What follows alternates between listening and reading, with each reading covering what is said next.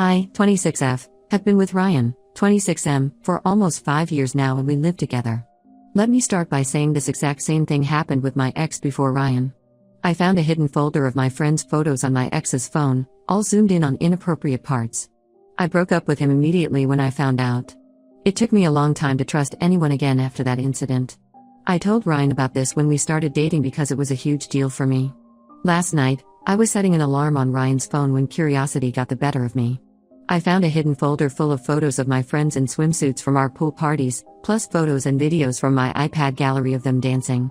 The worst part? There was even a photo of my sister Jenna, 23F, in there. Most of these were saved just a couple weeks ago during his birthday celebration. For context, Ryan and I met in our junior year of college. We had several mutual friends and kept running into each other at parties. He was different from other guys, respectful, kind, never pushed boundaries. When I told him about my ex's photo collection, he was genuinely disgusted. He spent hours comforting me, saying he would never violate trust like that. We moved in together after graduation. Everyone said we were the perfect couple. My friends loved having him around because he never made them uncomfortable like some boyfriends did. My family practically adopted him. He spent every holiday with us, helped my dad with house projects, taught my younger brothers about cars. My relationship with Jenna has always been special. Despite our 3-year age gap, we were inseparable growing up. She was my best friend, my confidant. We told each other everything. When she graduated college 6 months ago and needed a place to stay while job hunting, I immediately offered our spare room. Ryan supported the idea completely, saying she was like family. Jenna and Ryan got along great. They shared similar tastes in movies and music. Often when I worked late, they would cook dinner together or grocery shopping. Sometimes I'd come home to find them watching their favorite shows, laughing at inside jokes. I love that they were close. It made our home feel more like a family. The photos I found were methodically organized. Each friend had their own folder, labeled with their names. The timestamps showed he usually saved them between 1 to 5 a.m. I felt sick realizing he was doing this while I slept just a room away. Many photos were from his recent birthday weekend when we had friends over for a pool party. That party was just 2 weeks ago. I spent days planning it, decorated the whole apartment, cooked all his favorite foods, invited everyone he loved. Our friends brought their swimsuits because we had access to the building's pool. We spent hours swimming, drinking, taking photos. I remember feeling so happy watching Ryan laugh with everyone. Now those memories make me want to throw up. The photos weren't just from the party. He had screenshots from my friends' Instagram stories, zoomed in on specific body parts. He had videos from my iPad. Apparently he went through my photo gallery when I let him use it for work. Some videos were of my friends dancing at clubs, screen recorded from their social media. The level of dedication to collecting these photos is disturbing. Jenna's folder was the largest. Photos of her in swimsuits, workout clothes, pajamas, things she wore casually around our apartment because she lived with us and felt comfortable. There were even photos of her sleeping on our couch. The invasion of privacy is unimaginable. I just got back from Christmas shopping yesterday. Spent hundreds on gifts for him and his family. Got him that expensive watch he'd been hinting about for months.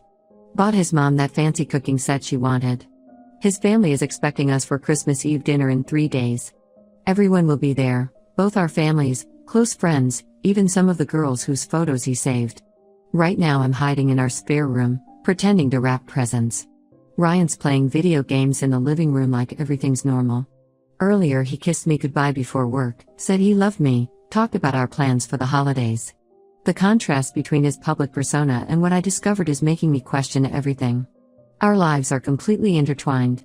We share the same friend group, most of them we've known since college. Our families spend every holiday together. His parents treat me like a daughter. We have joint bank accounts, shared bills, even talked about buying a house next year. Everyone's been hinting about engagement lately.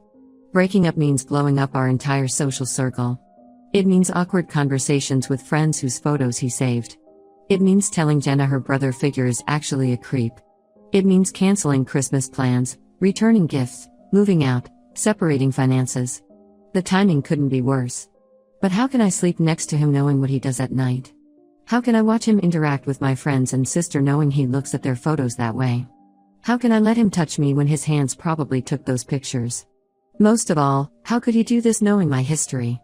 He watched me cry about my ex's photo collection. He promised he would never do anything like that. He called my ex sick and disturbed. Was he already collecting photos back then? Was he lying the whole time? I need advice. Part of me wants to expose him at Christmas dinner, show everyone his true nature. Part of me wants to quietly move out while he's at work. Part of me is so traumatized I can't think straight. I keep wondering if I did something wrong, if there were signs I missed. How do I tell my friends their photos were violated? How do I tell Jenna?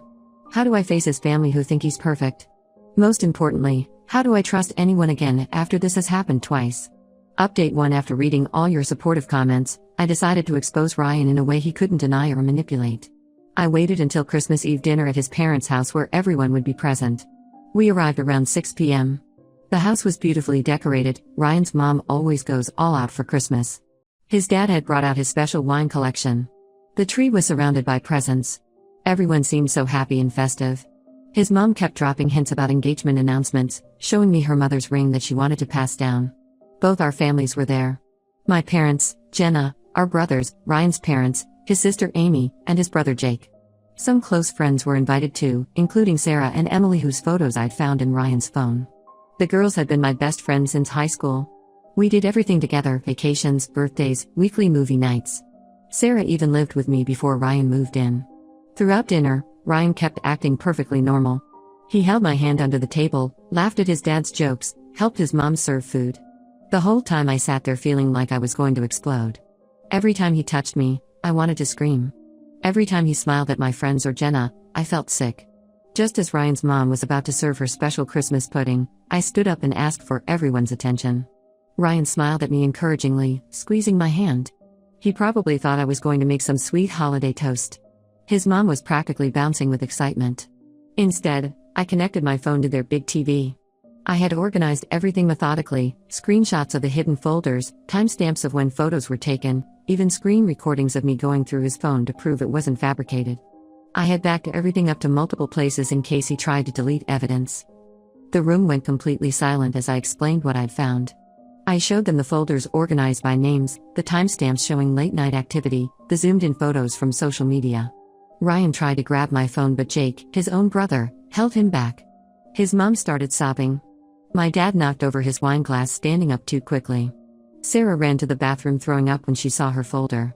Emily was shaking uncontrollably. Amy, Ryan's sister, walked straight up and slapped him. The sound echoed through the silent room. His dad kept repeating, "I raised you better than this," while his mom cried harder. Ryan started yelling that someone must have hacked his phone or planted the photos. But the evidence was clear: folder names, dates, timestamps all matched perfectly. The videos were taken in our apartment.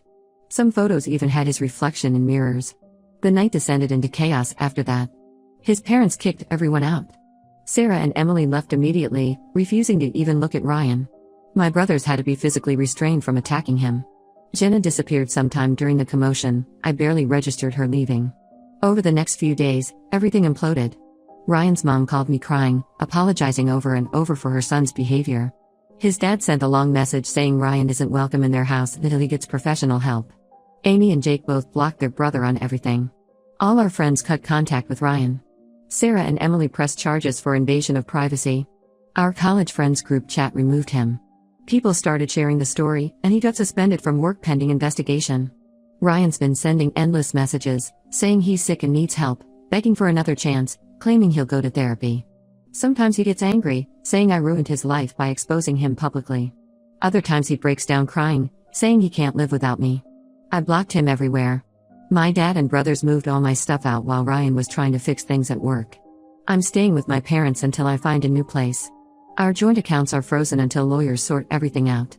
The only person I haven't heard from is Jenna. She won't answer calls or texts from anyone in the family. Mom says she's not eating or leaving her room. When I try calling, it goes straight to voicemail. Her reaction seems strange, more guilty than angry or disgusted like everyone else. I know some people might think exposing him on Christmas Eve was too harsh. Maybe I should have confronted him privately or waited until after the holidays. But he deserved to have his true nature exposed in front of everyone who thought he was such a great guy. I wanted him to feel the same public humiliation he inflicted on my friends. Right now I'm focusing on healing and supporting Sarah and Emily through their legal process. Ryan's actions didn't just destroy our relationship, he violated multiple people's trust and privacy. I won't let him manipulate his way out of consequences this time. Update 2. I wish I had never dug deeper, but something felt off about Jenna's reaction at Christmas dinner. While everyone else showed clear shock and anger, she just looked guilty. She disappeared early and hasn't responded to anyone since then. Our mom was worried sick since Jenna wasn't even answering her calls. Yesterday, I decided to check on her at her apartment. When I got there, the place was a mess, clothes everywhere, half-packed suitcases on the floor, takeout containers piling up. As soon as she saw me, she broke down crying. What she told me next made my world crash all over again. Jenna and Ryan had been having an affair for the past 4 months. It started during one of their movie nights when I was working late. According to her, they grew closer during the 6 months she lived with us. Those grocery trips, movie nights, and cooking sessions? They were meeting up behind my back. She even admitted they had sex in our bed multiple times when I was at work. The photos in his phone? She had been sending them to him. They had a secret chat where they exchanged messages and pictures. All those swimsuit photos and casual home pictures that I thought Ryan had taken creepily? Jenna had posed for them willingly. She said she enjoyed the thrill of sneaking around while living under the same roof as me. The worst revelation came last. She's 3 months pregnant with Ryan's baby. She was planning to run away because she couldn't face everyone after what happened at Christmas dinner. She thought I had discovered their affair and that's why I exposed Ryan. She expected him to leave with her after everything came out, but he hasn't contacted her since that night. I sat there for hours, listening to her sob and explain. She said she fell in love with Ryan gradually. Said she tried to fight it but couldn't help herself. Claimed she was going to tell me eventually but never found the right time. Every word felt like a knife in my heart. I thought about all those times I bragged about how close my sister and boyfriend were. How I trusted them completely. How I told my friends I was lucky to have a sister and boyfriend who got along so well. I remembered all the family dinners where they sat next to each other, probably playing footsie under the table while I smiled cluelessly. After leaving Jenna's apartment, I went straight to our parents' house. Mom collapsed when I told her everything. Dad punched a wall so hard he broke 2 fingers. Our brothers were devastated. They had looked up to both Jenna and Ryan. Within hours, all Jenna's childhood photos were taken down from the house. Mom packed up her room at home and said she never wanted to see those things again. Ryan finally showed his true colors after I told him I knew everything. He sent a long message saying this was all my fault for exposing him at Christmas. Said if I hadn't humiliated him, he and Jenna could have handled things privately. He claimed they were in love and planned to tell me after the holidays. He's not even trying to deny the affair anymore. The timing couldn't be better for my upcoming move.